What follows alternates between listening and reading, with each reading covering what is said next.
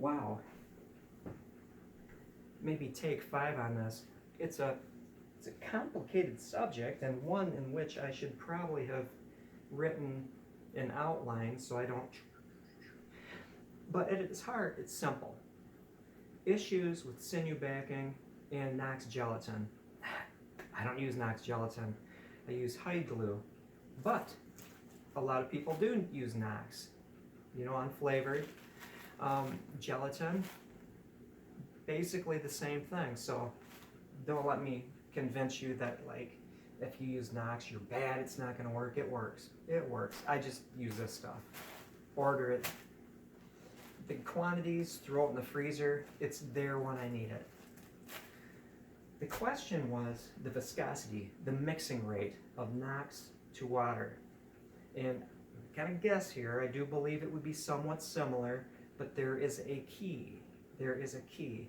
You have your hide glue mixture. It doesn't need to be perfect. This is not, say, a chemical reaction, so you don't have to measure all the parts perfectly, with beakers, scientific pipettes and stuff. It's variable. It works with a runny mixture. It works with a thicker mixture. So do not be afeared of that.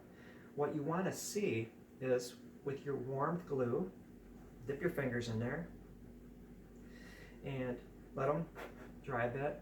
If your fingers stick together, you have enough glue in your water. The nice thing about sinew is that it's composed of the same protein changes as this stuff. You ever notice you take sinew, chew it up, wrap it around an arrow or whatever, and it sticks to itself? Sinew wants to glue.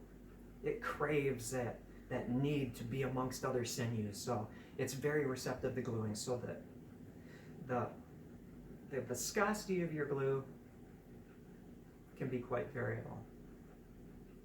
You don't need to have like a super saturation of it. You do not need to have, I have been guilty of this in the past and it works, but you don't need to do that. Like half the volume in your cup to this, half water. That is a very thick mixture. It's not necessary. You can get by with, a third or less. I even had just a Ziploc bag with a little bit of this sinew floating in it, glued it on, or applied it to a ball. It worked. And so I could say, his question was he using too much? It's very possible. The key again is just make sure that there's enough glue in there in that water that when it dries, your fingers are stuck together. Put your sinew in there, put it on a ball, same deal, you've got enough glue in there. So don't get lured into thinking you have to have a super saturated, just half your weight in glue, half your weight in sinew kind of approach. I'm going to take this a little out of order, but one good thing you can do, especially if you're using thinner mixtures, is support it while it dries. Add pressure, like a metamorphic rock, a metamorphic ball, is you let it just kind of set up, cool down a little bit. And I like gauze. I do. It has the right stretch. It doesn't stick. And you can even do this with your sinew, carefully have it on there and do this, and making sure that you have, even pressure, because if you're going over the top with pressure and then you loosen it and then pressure it again, your sinew is going to slide. And so you have to have even pressure. A little pressure at first is better than no pressure. And here's your trick. Put it on here, very light,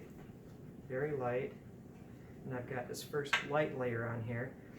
It's covered so I can put it on my leg and do this stuff. It's not going to hurt anything. Then take a second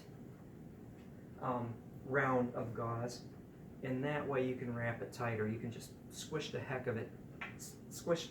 down on it. But supporting it is a good thing. What did I skip? Talked about the mixtures, which is variable. Talked about wrapping, supporting, allowing that stuff to glue to itself in the wooden ball. And wrapping also eliminates fissures when it's drying. Wrapping will allow you to have recurves and not have that sinew pop away from it. It's a good thing. What didn't I mention? Sizing. It's entirely possible that you have perfect hide glue mixture. You have your rows of sinew laid out there perfectly. You wrap it perfectly.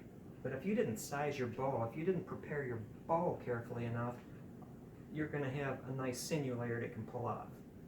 Yep, that's a nice strip of sinew, but it's not on a bow. Not a good thing.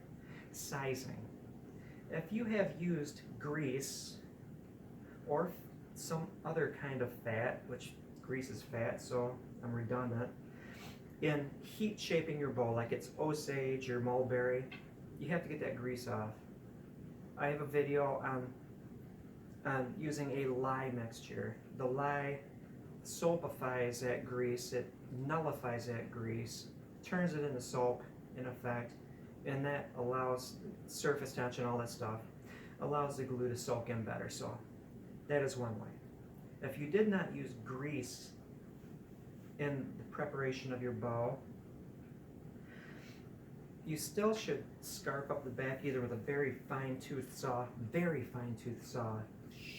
making these longitudinal grooves. And then you can go as far as taking it into a warm shower and scrubbing it with soap. Then, you know, it doesn't matter. Your sinew is going to have to sit on your bow for 4 months anyway. So washing it in the shower is not going to slow anything down. You could almost get it right back to the original like moisture level. I'm exaggerating, and it wouldn't hurt anything because a sinew takes so long to cure. A thin layer. Little cup of water in dish detergent, Dawn. After you heated your bowl, the heating of the bowl keeps the glue, if it's a little too thick, from gelling and not absorbing. A little bit of detergent and warm water after you warmed your bowl, followed up by a thin layer of your gluey mixture, followed up by another one when it dries a little bit, followed up by another one, until you build it up to the point where a damp finger will stick. And that tells you, oh, should have had it scripted. But if I did, I wouldn't be me. I hope I answered questions, or at least led you in the direction of asking a specific question. Thank you for watching. I'm going to now take these bows, do my sanding along the edges, do a very fine sanding, probably 400 over the whole surface, so paint will absorb, and then figure out the design for them. I could certainly have these things tillered and ready to go before I painted, but I'm impatient. I want to see the paint on them, and I'm going to be very careful when I'm doing the final tillering and finishing, so I'm not going to hurt the paint job. I want to see the design. Thank you for watching.